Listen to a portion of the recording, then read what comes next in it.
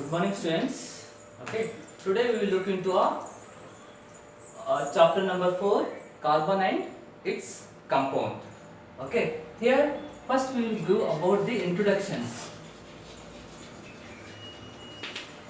about carbon and its compounds. So, carbon is an element which is having an immense significance to the as an element as well as its compound. It has a immense significance, indicates that it has very important thing or a thing for leading a life. For example, you can consider books, pen, medicines, anything that will made up of an carbon and its compound.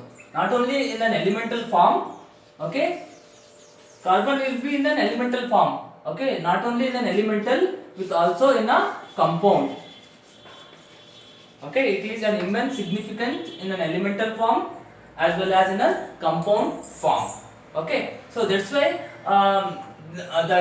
they have mentioned that carbon and its compound, and what are the uses of those carbons and its compound, and what this family contain carbon. Okay, it is also called as a versatile element. Okay, like versatility indicates that, for example, in an actors also we will see. Okay, versatile actor means not only like action. He should make on comedy, he should make an action, and even sorrowness, everything should be there. So then only that actor we have considered as an versatile. The same thing, the carbon is also considered as an versatile element. Means it will form, it will combine with other elements which will forms their a compound. Okay, so that's why the carbon is called as a versatile element.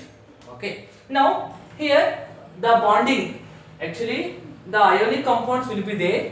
What are ionic compounds? Okay, when a metal reacts with non-metals, okay, ionic compound. First we will look into some basics, then we will go for covalent bonding. So what do you mean by ionic compounds? When the metal, okay, reacts with what? Non-metals. Metal reacts with the non-metals and they forms an ionic bond. Okay, after reaction there will be an ionic bond between the metals and non-metals. So and the whatever the compound it will form, that compound is called as an ionic compound.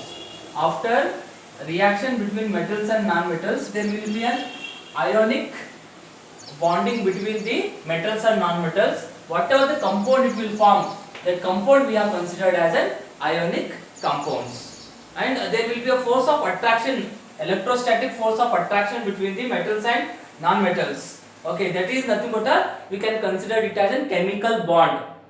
Okay, chemical bond is different and covalent bond is different. But in a carbon and its compound, whatever the carbon compound it will form, there will be a covalent bond. Okay, covalent bond. But here for an ionic compounds there will be an ionic bond. So this bond we can represent it as a chemical bond. It is due to an electrostatic force of attraction between the each elements, okay, or each compounds. Then only it will form a chemical bond. Okay. Whatever the combining capacity is there, the combining capacity will be depend upon what? Depend upon the number of the valency electron. Number of valence electrons. Okay, total how many number of the valency electrons are there? According to that one, the combining capacity of the electrons will be there. So what is the atomic number of a carbon? Atomic number of carbon is nothing but how much? Atomic number of a carbon is nothing but 6. Then its electronic configuration will be 2, 4.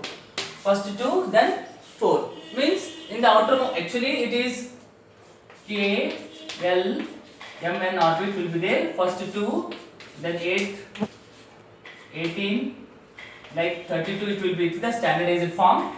Okay, like 2 raised to like the first orbital cell should contain a maximum of 2 valency electron, 2 electrons. Second orbital shell should contain maximum of 8 electrons. Like this it will be gone. So maximum is 8. So only 4 are there to attain the stability.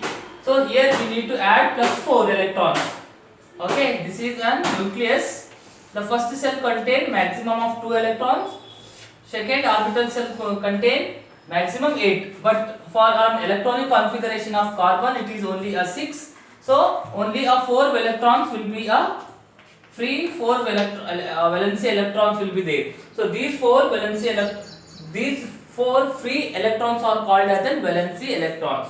To attain the noble gas configuration or to attain the stability, total again still 4 more valency electrons we need to add. Okay, so if we add 4 more valency electrons, it will become as a total 8. So it will attain the noble gas configurations.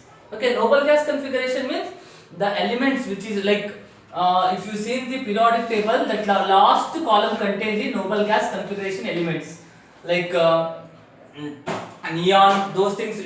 There you can check out, it will be a completely stable elements. There is no free valency electrons at all. But in a carbon, there are 4 valency electrons in the outermost orbit. So we need to add still more 4 more valency electrons. Okay, to get the noble gas configuration or to get the stability of an electrons. Okay. Now, see there will be see by losing or by gaining of electrons. Okay. Either you can lose 4 valency electrons or you can gain the 4 valency electrons to make it as an stable. But it is very difficult to gaining or to losing an electrons. The nucleus should require more energy. Okay, it should require more energy to take the 4 valency electrons, or it may require more energy to lose the 4 valency electrons. Okay, that's why. So next, to overcome this one, these 4 valency electrons will be shared with the other elements. Okay, those sharing of 4 valency electrons will take place in these things. Okay, in a carbon compound. So that will forms a covalent bond. Okay.